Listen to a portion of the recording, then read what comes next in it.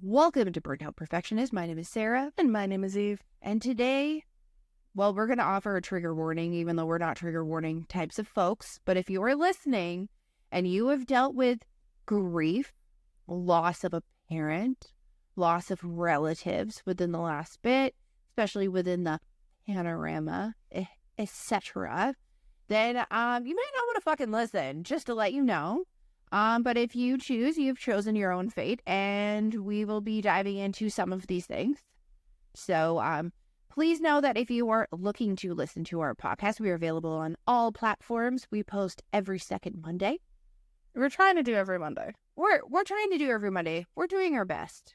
I would like to preface, too, that there was like 1 week that we missed, but it was because Threads came out, and I got really distracted.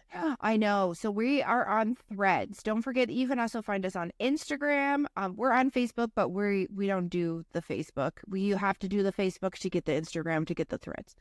And we are also on TikTok now, slowly but surely doing content. So I did it before we do this podcast phase, and I'm going to do it after. And hopefully I don't look like a hot mess.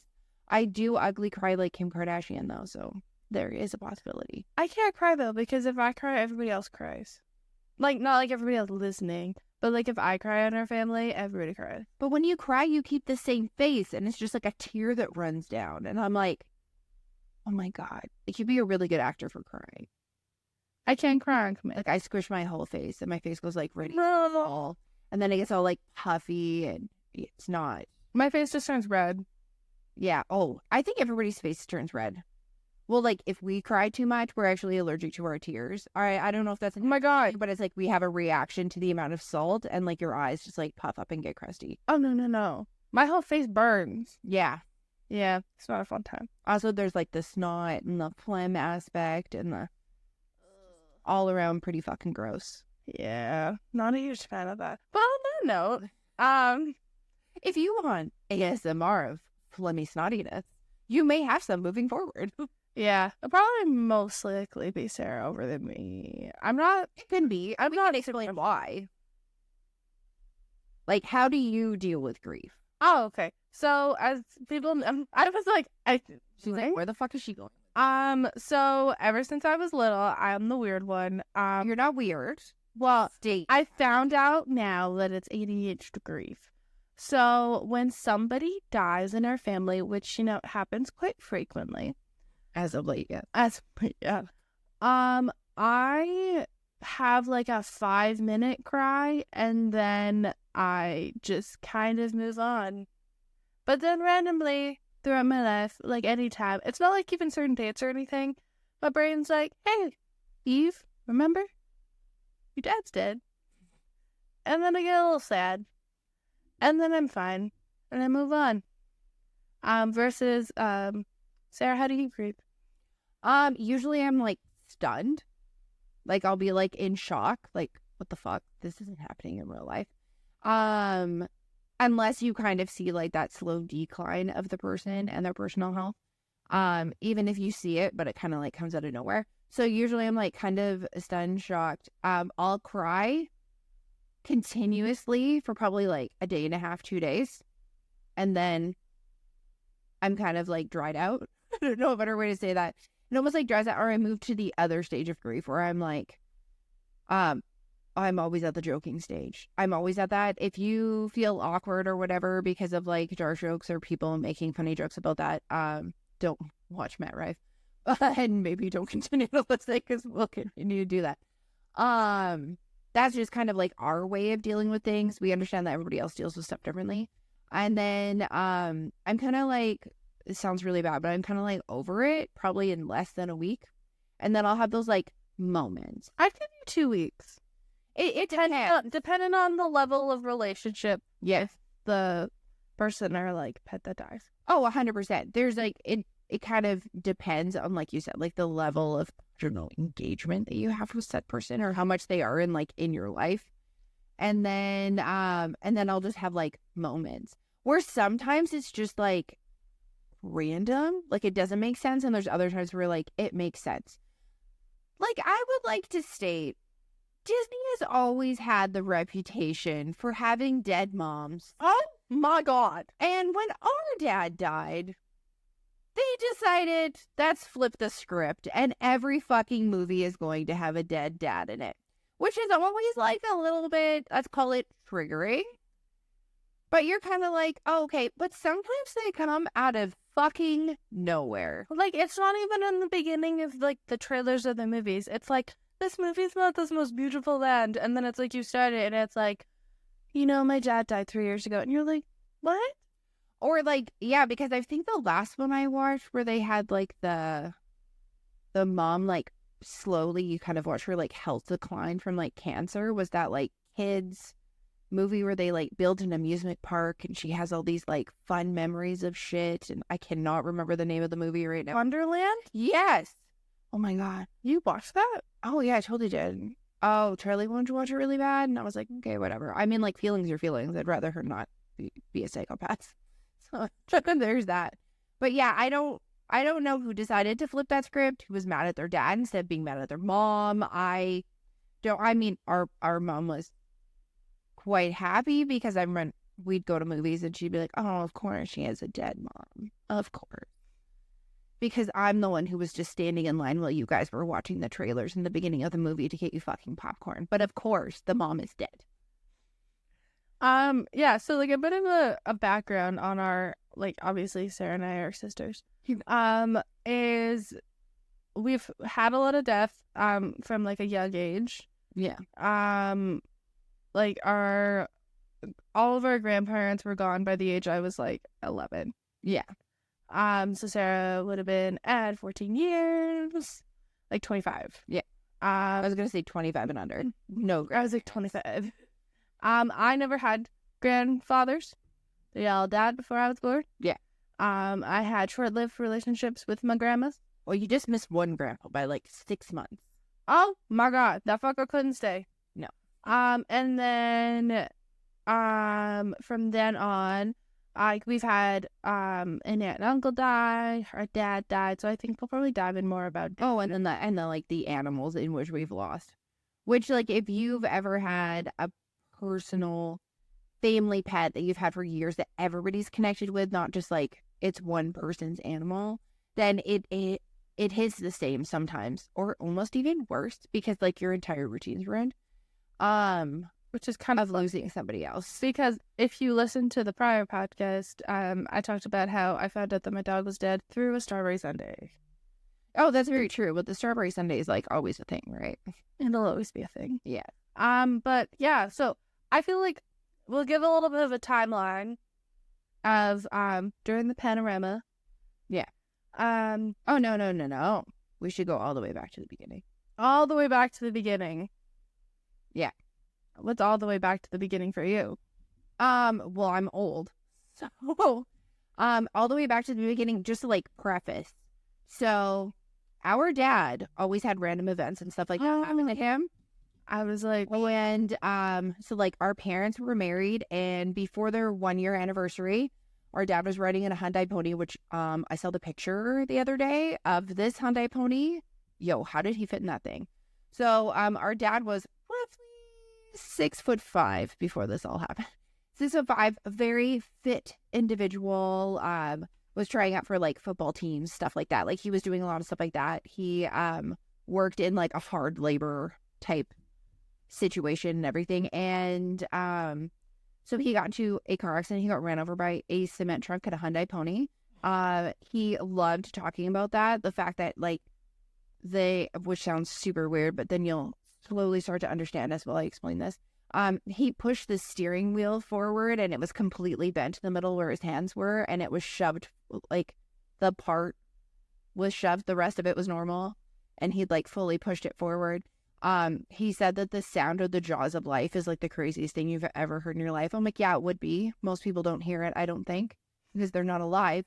There was because the accident was so large. Now I could get this wrong, but from my understanding, there was like 2 or 3 vehicles that were involved, and he was kind of in the middle, and they didn't even know that the car was there. I remember that aspect of them telling me about it.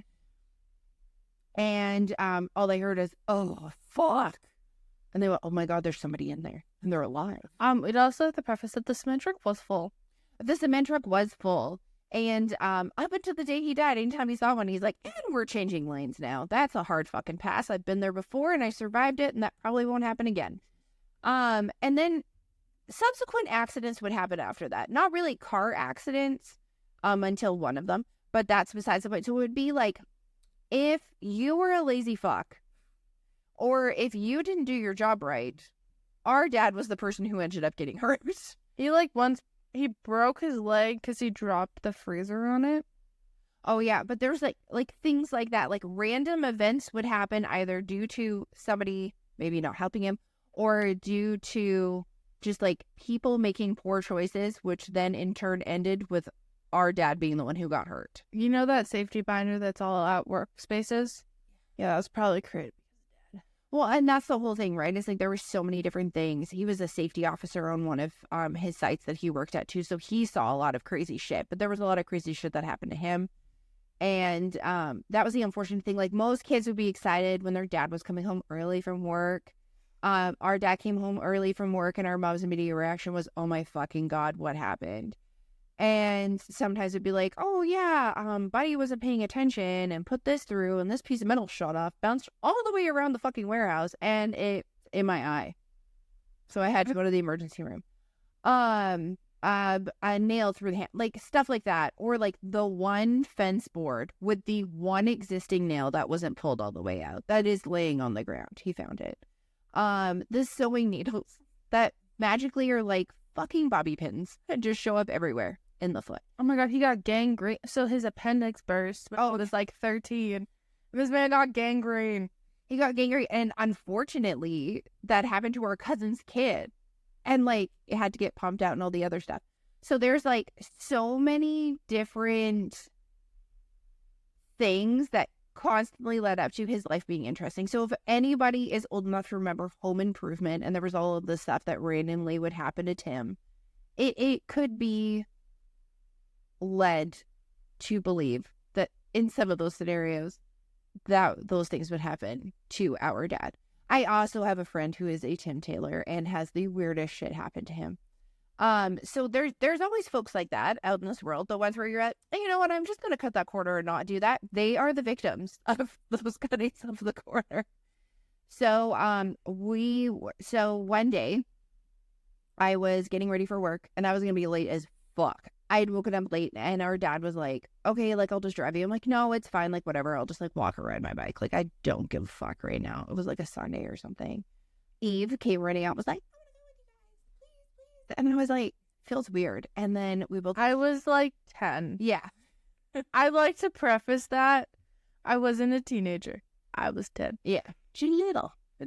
And then, I like looked at our dad and I looked at each other. I'm like, I don't know, it feels weird. Just like, no, like, stay home. Yeah. It's like, fine. It goes inside. I'd like to preface, I literally went everywhere with Dad all the time. Oh, all the time. And you were always down for an adventure. So we were in a 79 Ford pickup truck, which is made out of metal. Oh, yeah. Out of that bouncy plastic shit. His name was Homer. And he was driving me to work. And we were driving up to a light. The light had been a red light before, and then the light had changed to green. We proceeded to go through, and someone in the left-hand turn lane decided that they were behind all the other people who had already turned left previously, and they were worried that they were going to lose them, and they decided to rip through. So I remember looking at our dad being like, hey, I'm like, oh my God, they're turning left. And he went, what? So he was also a class 1 truck driver. He's a very good driver, never had anything against him on his driving record. And he goes, okay, and did the most dad thing in the entire world and turned the vehicle to the right. So that way the higher impact was on his side, but also he wanted to ensure that we didn't land on top of the vehicle because he saw kids in the back seat. And he's like, I'm not fucking ruining this for anybody. So basically his side got punched in. We were on an angle. My head got smashed into the little triangle thing that holds your seatbelt and then into the window. He went forward into the steering wheel, up into the ceiling, drove his head in, And then my cell phone came out of the purse, nailed him in the face, and broke his orbital bone. Orbital? Or I just say cheekbone. okay. So yeah, so he was knocked unconscious. I had a concussion, stuff like this. And all I remember is like picking up my phone, which I was like, why is it on the ground? And it was smashed to fuck. And It's like an iPhone. It would have been like an iPhone like 5. it was a 4. 4. So this thing is thick. It was a 4S and it was made out of metal. And apparently I called 911. There's nothing more disturbing than hearing a 911 call when you had no idea that you made it and they play it at your fucking shit for your car accident. And then I looked out and there was a cop driving down the road. He came out. He took me out of the vehicle, put me in the back of his cop car because the angle of which it was going, the smoke was coming in from the radiator. The steam, I guess, was coming in from the radiator. Well, also the antifreeze Yeah. glue too. Not the antifreeze. It was like spraying it. Yeah. So he moved me, and then he was like, I don't think I can move your dad, but is he alive? Well, the first thing I said before I got out of the vehicle is, you better not be dead. And he said, no, no. And I was like, okay, good. And anyways, it went in there. We had subsequent injuries, all that other stuff. Obviously, like, our dad was worse off than myself. I just had my noggin. It really took me from girl who could remember the smallest detail of something to then go buy said person for Christmas to Dory. I became Dory from Finding Nemo.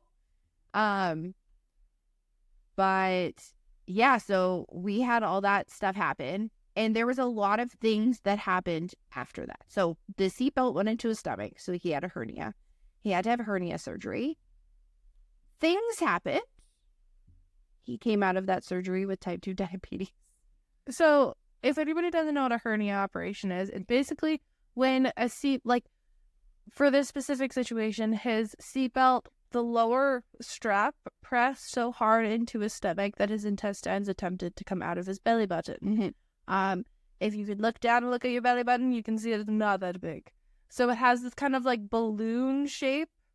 So when you have a hernia operation, you're trying to like get that back in. It happened that his pancreas was nicked. And so then he didn't know right after surgery that he had diabetes. So he came home and he was drinking like ridiculous amounts of water and peeing, and he was like losing a bunch of weight. He lost like 50 pounds in like a month. Like, it was terrifying. And like at that time too, when they had to do all the checkups for the car accident. So the doctor was like, we need to eat it. Then he had his knee operation before that for a work accident. Okay, he had like scopes, and he had one knee replacement. Mm-hmm. And he was literally about to go back into applying for jobs because he had been off. Yeah. When the car accident happened. Yeah. And then he always had a messed up neck because of that, and he always had like a weird like limp of the knee operation. And then about 1.5 years later, he was like, my heart's not feeling the best. It was super weird. He was like really tired, and they kept blaming it on the type 2 diabetes. Well, they were blaming it on that, and they were blaming it on like a range of things. And so then he went in and he found out that he got a heart test and that his heart was functioning at 34%. Yes.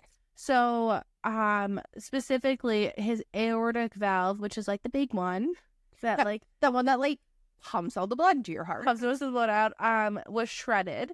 So what the like conclusion was is that when the car accident happened, when his hernia happened in the pressing in the intestine, it backflowed blood so hard that it shredded his heart valve. So he had an aortic valve replacement, specifically a bovine valve. So you like to say that he was full of bullshit because his eyes were brown, and now he was actually part cow. Oh my God, it was so fun. All of the jokes that were made. He's like, well, I was wondering if I was like, I didn't want no pig heart. I wanted a cow heart. I like steak. Well, no, the specific thing too is that back at that time, there was only like bovine and musculoskeletal.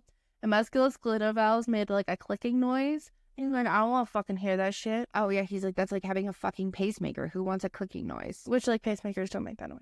But But like that that's clicking the noise. illusion. That's Loser. So, at that time, aortic valve replacements only last between like they're at most 8 years. They said 8 to 10 years at the most. And he's like, what if I sit on my ass? Like, yeah. Yeah. So, so then he was like doing okay. He started working again, and then it would have been like the lovely panorama. Oh yeah, we love the panorama. And our whole family got COVID in like the end of 2020. yeah. We got it. We got COVID when people, even after you were done having COVID, didn't want to be near you because they thought that you were like radiating COVID. Like, we had COVID when people were still being assholes about you getting COVID. Like, what did you do? Did you not wash your produce? Did you not use hand sanitizer? Did you not change your clothes when you came home from the grocery store? Oh yeah, it was like peak fear time. Yes. And so he like was sick in like October and November. He had like what he thought was a sinus infection. Yeah. Then he was like, oh, I think I have pneumonia because And then it was bronchitis. bronchitis. And then it was bronchitis. And then we got COVID. And then he was like, you know what? I think I'm gonna go to the doctor. So which was a whole ordeal at that time. oh my God. It was back when it was like, do you really need to go to the doctor or can we just like FaceTime? Yeah. So he went in, found out that he needs to get another aortic valve replacement. Yeah. Which, like, not gonna lie, kind of set a break. It was like almost 10 years later. And that's the whole thing is like, as long as you were healthy and stuff like that, and you weren't just like, I don't know, lazy fuck, it lasted longer. No, shit happens. I know. I was Like, like, honestly, depends on like what's in your body. yeah, like pre-shit, comorbidities, all that stuff. So it would have been January. Our dog died. Oh yeah, our dog, meaning her name was Buffy, the cat slayer. She was a miniature dachshund. No, she was a midi dachshund, technically. Because her mom was a regular size dachshund and her dad was a miniature. And she was the adorable land otter of all of our lives. She brought so much joy and at the end so much pee. But she was very close to our dad, which I know you're envisioning it now. We explained that he was like 6'4", 6'5". He's like a bigger dude, but like a football player carrying around a tiny dog who he loves so much. And that hit him really fucking hard. Obviously, it hit all of us hard, but Well, she was dying for like 6 months. Yeah, she also got diabetes, so they matched. That was funsies. That was a bonding moment for them. And so that like obviously was like a downfall for him. So then he went on the mission for the wonderful dog. No. Upstairs. I'm gonna be honest. It was like 3 days later because I was like, so when Casey died, Yeah. who was our dog prior, we still had Buffy. Yes. So we still heard the nails. So when Buffy died, it was like dead ass quiet. And I was like, Dad, I need a dog. Yeah. And I was like, I have money in my bank account. I will go buy a dog. Yeah. Like, I don't care. And then the most adorable little puppy appeared. On Kijiji. A Kijiji. So the show was going through. All of her siblings were named after Mexican foods. Yeah, her name was Olive. Olive. Not gonna lie, not a huge fan of that name. No. So then we made our scoop down. Our dad won like the Set for Life, so technically she was my Set for Life dog. Yes. Which was the exact amount that we needed to get her. So we got. So he didn't win the $1,000 per week. Oh no, for it was 25 like years, $500. It was like $500. It was like a cash prize. We went and got her. We came back. It would have been like end of February. He like was starting to get this weird flu again. Yeah. And we were like, oh, that's super weird. So then first week of March, he was getting pretty bad. He went to the doctors, got an inhaler and stuff like that. His breathing was really shitty. And then, mind you, I was in college during this time too. Oh, but not just college. COVID college. And then it was the Tuesday, and Sarah came to me and she was like I was at school. It was still in me. It was a little online, But it was like you had a lab or whatever, and you went to physical. yeah, like I had to go to physical school for majority of the day anyway. So she sat me down and was like, hey, he's not listening to me. He's not listening to mom. Yeah. He needs to go to the hospital and like he's not listening. And I'm like, oh God damn it. I was like, I need you. I need an extra person. Which Sarah's child was like, was she in school? No, she started kindergarten. She was at home. So she was like 4. Our like biggest fear was that like if something did happen that like she would find him or something. Because she would be the one who'd go in and be like, Papa, why aren't you breathing? Papa, why are you so cold? You're always warm. Like that was the last. Yeah. Also, our brother has autism, and that is just another level.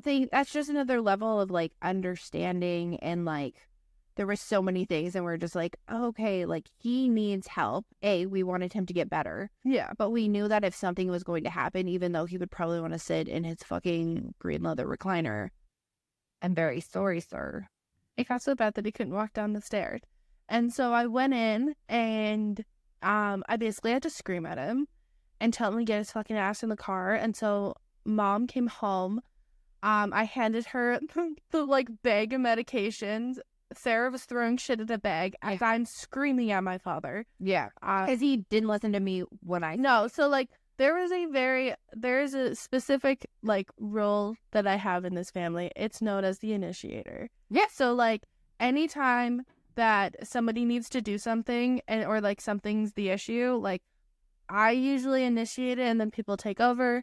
It's fine. It's not mean that people can't do stuff without me, but that's what kind of happened. So mom comes home, takes him to the hospital. The emergency room nurse looks at her and goes, hey, just a heads up, it's not doing well. Like he's going up to the cardiac ICU. And so like he had to get a heart replacement anyway. So he was like not doing well for the first couple of days. Then he was starting to like stabilize. And then on the Friday they said, okay, plan is Monday. Yeah. They just needed a couple because, like, obviously before surgery, you have to, unless it's an emergency, you have to be, like, stable enough. 100%. So it would have been, so Friday night, mom calls me and goes, hey, like, I'm just going to stay a bit longer. Like, dad really wants me to hang out. And I was like, and he was super excited and super happy. So another preface is in December when we found out he needed to have surgery. I got into a fight with Sarah. Yes. And we were on FaceTime, and I said from the beginning, as soon as it came out of his mouth, I'm like, he's not going to make it, he's going to die. And Sarah was taking more of an optimistic role than I was. I like to be more optimistic, but then I'm a realist when it comes to certain aspects of things because I've watched this happen. So I was like, no, he's going to die. So I don't remember what the conversation we were having before, but I said something along like, you need to fucking accept it. He's going to die. And I shut FaceTime off, and I closed the computer, and I went upstairs. Yeah. I assume she probably cried after that. I don't know what was going on. I think, Ben texted me because you were like hysterical, and he was like, what the fuck did you say to my... And then I still had COVID insomnia, and I rage cleaned my kitchen. Yeah. I ripped the entire kitchen apart that I had just cleaned 2 months prior. So, I had an understanding that something bad was happening. Yes. Everybody else was optimistic until like the end. And then Friday, he was really persistent on her staying. Yes. And before this, which I don't know if Sarah actually knows. Tuesday night, dad texted me and said, I can't do this. Yeah. And I was like, great. He is gonna die. That's awesome. It is delightful. Yeah. It's also like, you know when you know something and everybody else hasn't registered it yet or like doesn't want to accept it? You know, like that like feeling, you're like, oh God. So Saturday at like 2:00 in the morning, he got up to go to the bathroom, which like in the cardiac ICU, everybody had their own bathroom. Before you state what's about to happen, would you like to state the statistics that we both looked into prior to said event that happened? What was the probability? So the one that Sarah saw was 50% death. Yes, which is why I was being so at this time too, it just so happened that I was learning about cardiac surgery while I was in school. Yeah. I knew it was pretty much an 80% life or death.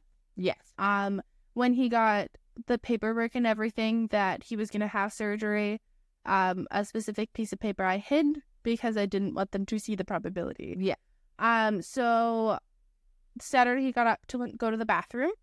Also a good note too is if you are having heart issues and you poop and you strain too much, it's literally a sign after cardiac surgery is that you can have a heart attack. Yeah. So he went to the bathroom, comes back over to like the bed, sits down, goes like, I don't feel well.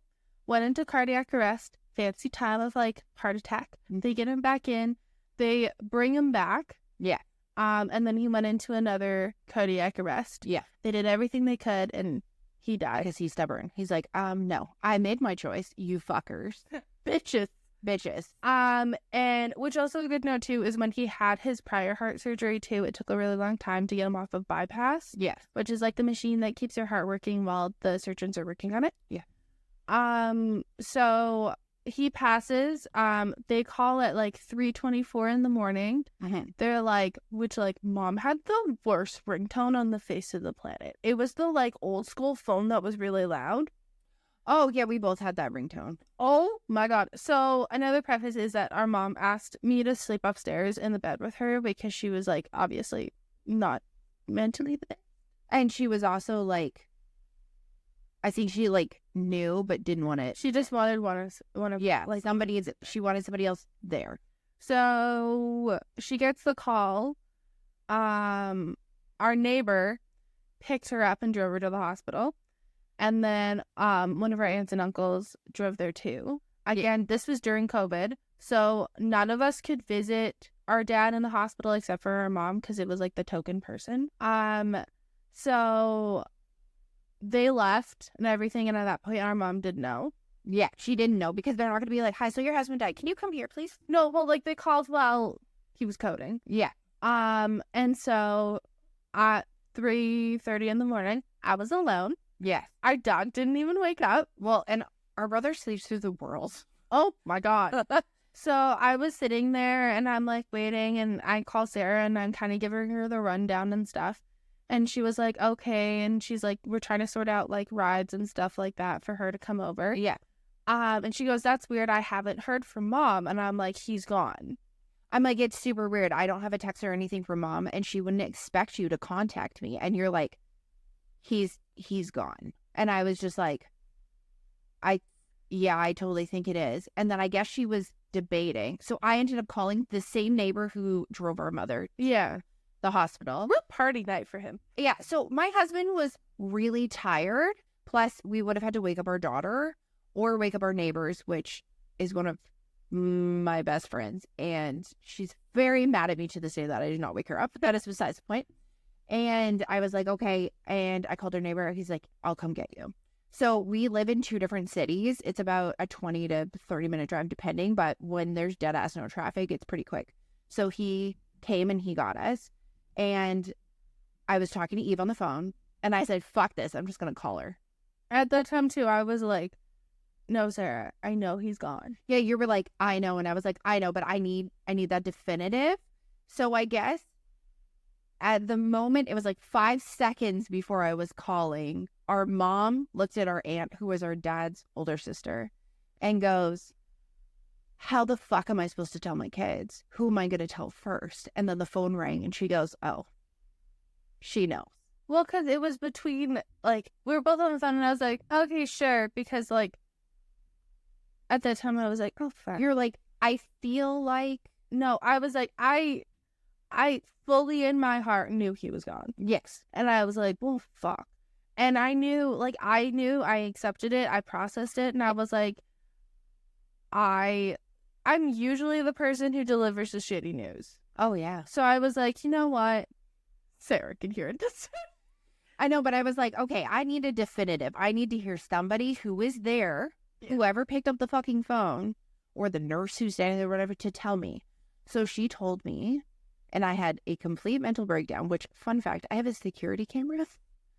Yeah. So this was before our neighbor had picked her up. Yeah, before our neighbor had picked us up, and our mom was like, can you not say anything? I want to make sure I get a hold of, like, your other siblings. I'm like, I'm like, okay, like, whatever. And then she was like, oh, I'm doing all this stuff. I'm like, that's fine. Like, I've got this. She's like, okay. So I had like a complete fucking breakdown. My husband deleted it all off the security footage because I almost wanted, I know this may sound super weird. I almost wanted to watch it back so that way I could absorb that it actually happened. I was talking about this like, and not that long ago. And then my husband hears me. I'm not a quiet individual, like wailing out. She kind of has like, I have I don't know wail. how to describe it. It's more like, It's a little it starts quiet. It starts quiet and then it's just like, like it's one of two ways. I'm either silent. This is the same when I'm laughing, by the way. yeah. I'm either completely fucking silent, making all the faces like a silent movie, or I'm so fucking loud, you're like, shut the fuck up. Or if I'm crying, you're like, dear God, are you in pain?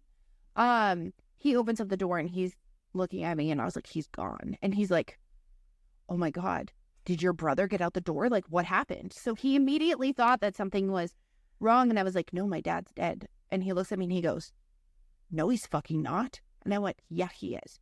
So I'm just going to preface this for about 2 seconds.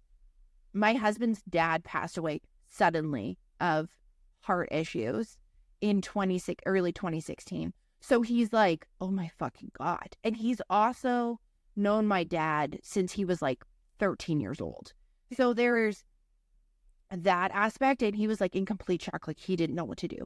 He handles things completely differently. I feel like it's very much like he lives in the shock zone for a significant amount of time because he's like trying to process like, oh my God, what do I do?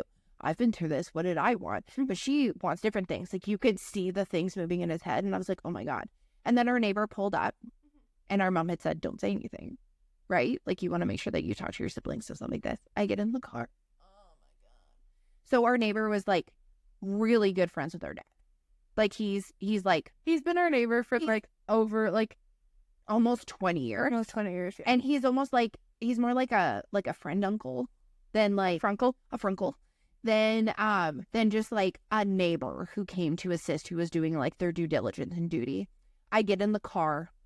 I get in the car and he goes, 2 or 3 minutes. No, because he found out when I called you. What? Because I called you. Oh, no, I'm getting there. Trust me. Okay. I was like, well, I get in the car and he looks at my face and he goes, it's okay, I got you. We're going to get there. Do you want to go to the hospital or do you want to go to Eve? Because I'm going to preface again, like our brother was sleeping. And in certain situations, you don't awake or ruin a routine of someone who is on the spectrum because it can cause other reactions and stuff. Yeah. We do have another sibling as well who we were trying to contact, but unfortunately, she also has the wonderful same sleeping gene as our brother. Oh my God, no. Very, very solid sleeper. Yeah. And he looks at me and he's like, okay. And he's like, where do you want to go? And I'm like, I need to go to Eve. And he looks at me and he goes, you don't want to go to the hospital with your mom? Also, mind you, you can't really go into the hospital at that time anyway. I know, but it's like, it was almost like COVID went out the window. You like kind of think of different things. And I was like, oh, my aunt and uncle are there with her. I need to go to Eve. And he looks at me and he looks me straight in the face and he goes, fuck. And I went, yep, fuck is the right word. Favor doesn't even like, anyone doesn't swear that often. No, he doesn't swear that often. Like he's Jesus man. He's a Jesus man. But he just looks at me and he goes, fuck. And he stops and he holds his face and he looks down and then he goes, okay, let's do this. Of course, Eve has no patience because I hung up the phone. You are so long. No, because I told her, hey, you call mom. Okay, I'll be here. And you were like, I will call you right after Eve. And then she hangs up. Oh, yeah. Which made me wait like 25 minutes. Oh, my God. So we're almost there. I want to say, because there was no traffic and there, even though there's lights and stuff, 7 minutes away. Yeah. Yeah. Because that was like where those like tower things were and whatever. Yeah. And she calls. So you fucking ghosted me. Have you heard anything yet? I haven't heard from mom. I haven't heard from you. I'm trying to call the other one. She's not picking up because obviously she's sleeping. No one's giving me any answers. What the fuck is going on? And can I also preface, this is the only thing I got on the other side of the foot. And I went, oh, so he's fucking dead. No, I kept going. I'm not that far away. I'm on my way. I'm on my way. And then I went, and you went, just fucking tell me. And I went, He's gone. No, but she didn't even say it. She didn't even say it in like a, Oh, he's gone. It was like Sarah bawling her eyes out going, he's gone. yeah, I And was then like, went, obviously. okay. And then I hung up the phone because you were like, I'm almost there. And then I was like, okay. And then I literally just sat on the couch because, again, even the dog didn't even wake up. Yeah, like, she was a little puppy. Like, Also, our neighbor's wife was like, she was trying her best. She was trying to get over there. And I'm just like sitting there. And I walked over to my dad's closet. I took the jacket that I always used to wear. And I just walked in and I sat there waiting. And I was like, okay. And then I got a call from Mom. oh, yeah. And she was like, hey, honey, like, bro. I was like, Mom, I know he's dead. It's fine. Can you hurry the fuck up? And the weird thing was I literally feel like we all showed up at the same time. You did. Okay, I was like, was that my brain or not? And all I remember was we all got out, and it was like a giant hugging crying Do you fest. remember how I was walking out? Everybody else was like bawling their eyes out. I had a cup of coffee. Yeah, you were. I walked out with a mug of coffee, and I was like, okay, everyone else is bawling, and I'm like, I told you. Here, like, I've registered this, I've dealt with it, I've put it in the filing cabinet, and it is away. Also, a good thing not to tell your mother when her husband dies is, well, I fucking told you that he was gonna die, so, like, you just gotta listen to me. Yeah. It's like the honesty, right? So eventually we did get a hold of her other sibling, and she picked up her phone and stuff like that, and then they came over, and it's very different. We all are far apart somewhat in age. Yeah. So Like, there's over 5 years between each of the, like, me and my two older siblings. yeah, there's only like a year and 11 days between you and the other one. Well, that was so specific. Yeah, it's because it technically qualifies them Irish twins. But yeah, so there was, I want to say we were just like, it was kind of like the numbness for the first bit, or I was like the shock, like everybody kept talking about stuff. I immediately was like, okay, so who needs to, this is what I do when people die.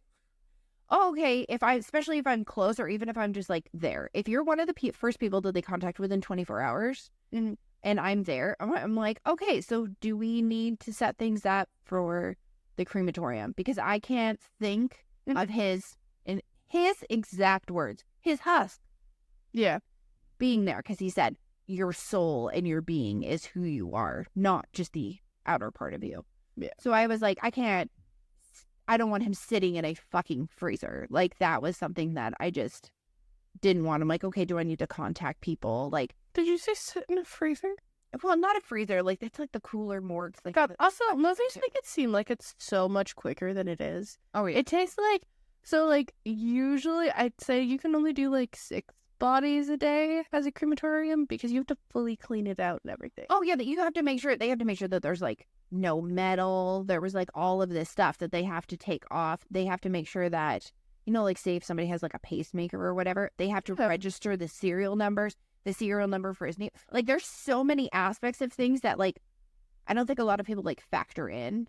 So like, it wasn't like you die, you go down to the morgue, you get cremated, and you leave. No, it's like a long process. It is a long process, like by the time you get them and all the other stuff. So there was kind of all of that. So we like eventually kind of like everybody started finding out. I waited to tell my daughter until she woke up. I wasn't going to wake my kid up just because either way, this sounds super blunt and I'm very sorry, but either way, her papa was dead.